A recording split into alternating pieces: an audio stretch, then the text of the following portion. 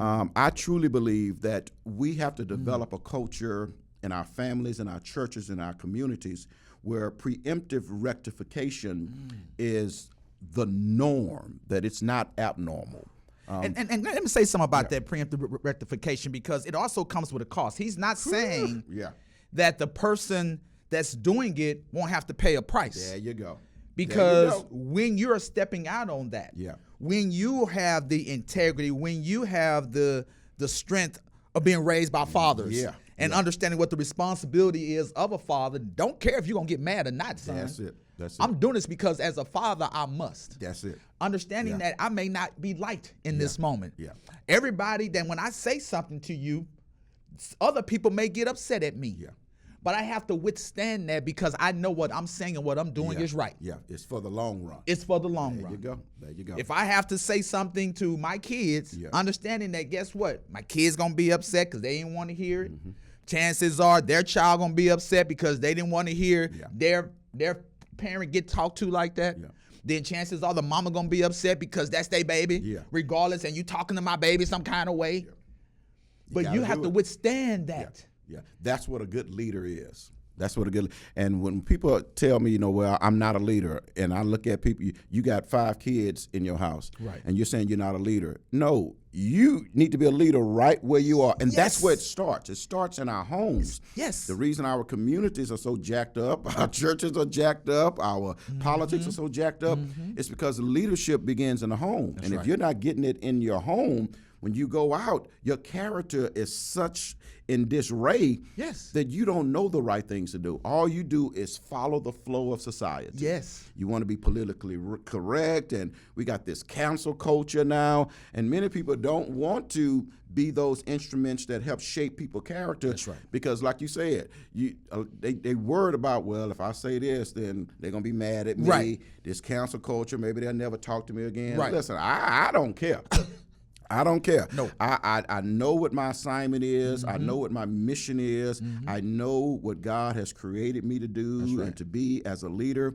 And so all I can do is trust Him that I can do my part. That's right. If you get mad, get mad. Yes. But I'm going to give it to you in love. But I guarantee you, if you take heed of this counsel and this wisdom, I guarantee you, you will receive more blessings in your life than disaster. Absolutely. Because when you come to me and you in this disastrous state, as a result of disobeying and dismissing what I shared with you, I'm a pastor.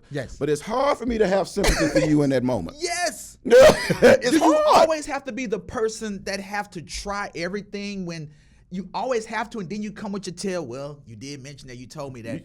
But I had to try it for myself. I told you that around that corner, there's a big dip, 20 feet. And you know it ain't. And you go around and know it ain't. I'm telling you, there's a dip. Boom, bam. Wreck. I look. Now you told me there was a dip. Can you call the ring service? Can you come get me out? Can you fix my axle? Can you fix my axle? No. Because at some point, you have to start receiving. And now nobody's saying everything that somebody say to you is perfect. Or to say it, the gospel. You have to pull from it that what you can use, but pull stuff. Pull stuff that you can use away and use it. Don't just take it to the side because you feel like you know better. We live in a society where people despise correction. Because everyone thinks that, they're an expert on this and an expert on this. You read one blog, and now you think you're an expert at it. And so we're in the society, everybody thinks that they're an expert. Everybody has a say. Everybody has a word. But no, you're not an expert. Okay, we're all still in the process of learning and growing. And whenever you stop learning and growing, you can't receive correction that's going to be beneficial to your future. And so we have to unapologetically begin to tell people, listen, we know that correction is not going to feel good in the moment. But you have to fortify yourself where you don't despise correction. Because what you're doing, it may feel good to you. You may think it's right in the moment. But those who are offering you this correction see what's around the corner if you continue in these ways of your character, and it's really not going to work. I remember being a freshman at Forest Brook. You know, we playing on the freshman football team. Our Coach Dunn, we love that man to life, and absolutely. I was known at that time to have a temper, and you know, you mess with me, I go off, you know, and I bragged about that. Oh, okay. Don't make me mad, don't make me mad. And so one day before practice, my socks were damaged, and so I went in and I asked Coach Dunn. I said, Coach, I need a pair of socks. And he said, "No, I ain't giving you another pair of socks. Didn't I just give you a pair of socks last week?" Right. And I looked at him and I said, "Uck it." Okay. I looked Coach Dunn right in his face and said, "Uck it." Yeah, you know what word that I'm using. Yes. Coach Dunn looked at me and he went off. Right. And I'm like, "Man, who you gonna go up?" And he just kept on. He could have in that moment just said, "Man, just get out of my face, you're off the team," or whatever. Right. But he took that time in that moment to correct me. Listen, boy, you're a boy. I'm a grown man. Don't you ever talk to me like that. Don't you ever talk to any teachers around here? Because I know you don't talk to your mom and daddy like that. Right. Man, he got on me to the point where now I'm in there. And this is what he told me. He said, "No, don't be crying now." Right. Yeah. He said, "You should have thought about that before you said that." And so now after, you know, it settles down. Right. He gives me the pair of socks. Right. And after practice, we're all in the locker room and all the players and everything. So Coach, he talking, he's like, "And listen, I ain't never had no player in all of my life tell me to uck it." Right. Gibson told me to uck it. Right. And everybody else in there, everybody else in there looking like, "Man, what you say? And so for the next 2 weeks, people coming up to me, "Man, why you say that, man? Why you say that?" And I'm feeling this small. Yeah. But it was in that moment that my trajectory as it relates to my character, it began to be tweaked. All because a man who was in my life stood up, didn't let me have a pass, but corrected me in that moment. And it also took him shaming me in front of my peers. And here now my peers every day. "Oh, well, he got you, man. He got you." And I'm like, I'm trying to laugh, but on the inside, I'm like, I bet you I'll never do that again. Yeah. And from that moment on, I don't cuss. Yeah. All because of what Coach Dunn did for me in my life. Yes. Because you're right, you don't cuss. I didn't know that was the story, though. That's the story.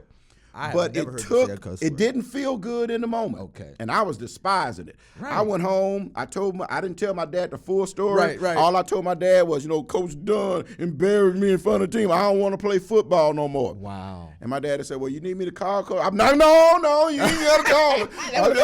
I'm going to talk to him again tomorrow. But that's one of the character building stories in my life. That's right. And it would have never taken place had if not Coach Dunn just stepped up, because he loved all of us. Yeah, we all know Coach Dunn was, he would do anything for somebody. But in that moment, he could have said, "Okay, you just off the team," and just left it there. Exactly. But no, he got in my face. Exactly right. He challenged me. Because he knew that was, like I call moments that matter, right? Yeah. He knew that was a moment that can define who you are as a person. Yeah. And he recognized that you were more than just those words. That's it. He poured into you what needed to be poured in you to make you a better person. Yeah. And you and I talked about that in past episodes about how our teachers were like that. That's it. And how to your point, there's a void there when it comes to leadership, when it comes to men, because everybody afraid of the consequences or what may happen, afraid because, and I want to touch on this part with regards to feelings.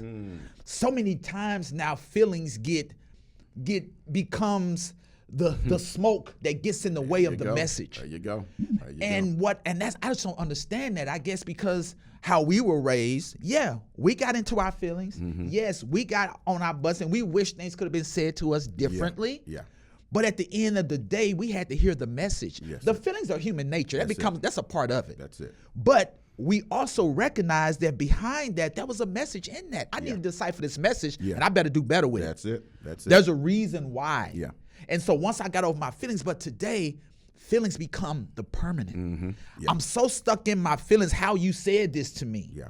And now I'm so mad, and so now you're so wrong for saying this to me that way. Yeah. So now our focus is not on the message, but how you said it to me. And all that does is speaks to a person's immaturity. Yes. That's all it is. Ding, ding, they don't recognize that response is a response of a baby. That's right. Okay, but you're supposed to be a grown man and a grown woman. Yes. But you're responding to life like you still have a bottle in your mouth. Yes. And so, my God, thank you. If that's the way you're going to respond, then you have to accept the fact that I need to treat you like a baby. Exactly. But you want me to treat you like an adult. Right. But you are displaying childlike behavior. And so your behavior, as we said, is a result of the way you're thinking. That's right. And so you're thinking like a baby. The Bible says, when I was a child, I thought like a child. Yes. I understood like a child. But when I became mature, yes, when I became a man, when I became a woman, I put away childish things. And so if you're still acting and behaving like a child, that's right, it's a result of the way that you think. That's right. And if your thinking never changes, age doesn't have anything to do with it. That's right. You can be a 60, 70, 80-year-old individual and still think like a child.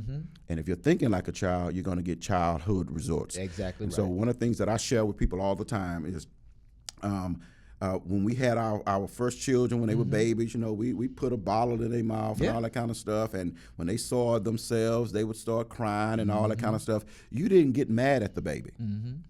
Why? Because that's just what babies do. Exactly. Babies can't talk. They can't communicate. The only way that they can let you know that there's something wrong is they start crying. Yes. You would never spank a baby for crying. That's right. No, because that's just what they do. Exactly. And so when we got our 20-year-old, 30-year-old, 40-year-old children and people that we're trying to lead, and they're always whining and crying.